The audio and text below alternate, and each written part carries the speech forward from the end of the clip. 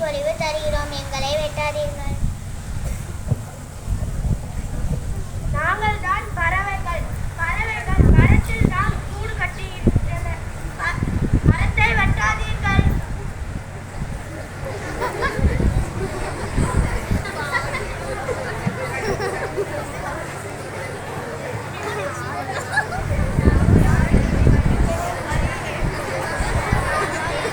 நாங்கள் தான் காட்டில் வாழும் விலங்குகள்.